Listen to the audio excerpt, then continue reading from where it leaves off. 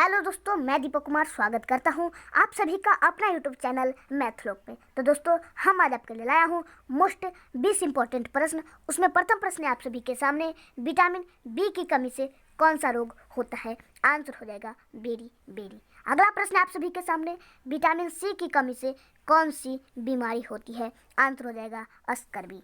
अगला प्रश्न है आप सभी के सामने, दूध में कौन सा विटामिन नहीं होता है?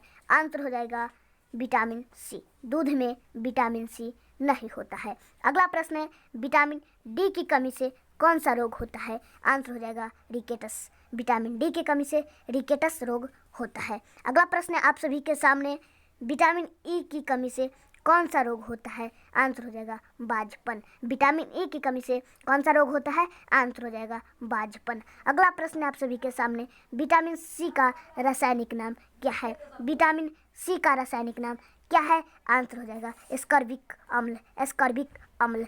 चलिए अगला प्रश्न को देखते हैं। तो अगला प्रश्न है आप सभी के सामने, वसा में घुलनशील विटामिन कौन से हैं? वसा में घुलनशील विटामिन कौन से हैं? आंसर हो जाएगा A and E. Vitamin A और ई। अगला प्रश्न है आप सभी के सामने, साधारण नमक का रासायनिक नाम क्या है? साधारण नमक का रासायनिक नाम क्या है? आंसर हो जाएगा NaCl। NaCl means sodium chloride. अगला प्रश्न है आप सभी के सामने, हंसने वाली गैस का रासायनिक नाम क्या है?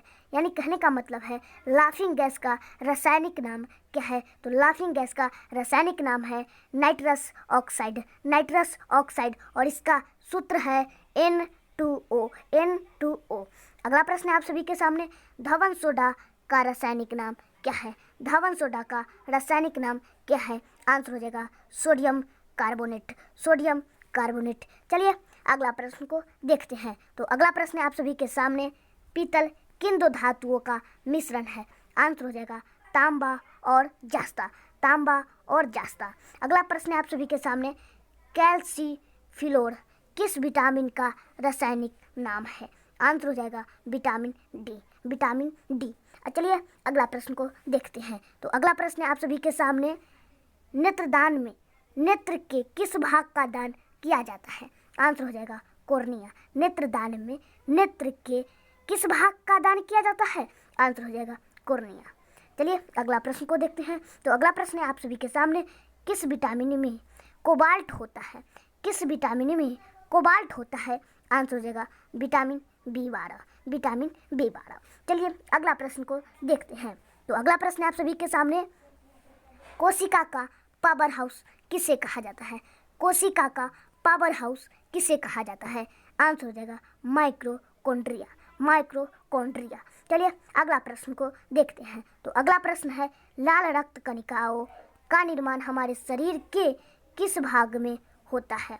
आंसर हो जाएगा अस्थि मज्जा। चलिए अगला प्रश्न को देखते हैं। तो अगला प्रश्न है आप सभी के सामने, राष्ट्रीय विज्ञान दिवस कब मनाया जाता है? आंसर हो जाएगा 28 फरवरी। चलिए अगला प्रश्न को देखते हैं। तो अगला प्रश्न है, ब्लड प्रेशर मापने के लिए किस यंत्र का प्रयोग किया जाता है?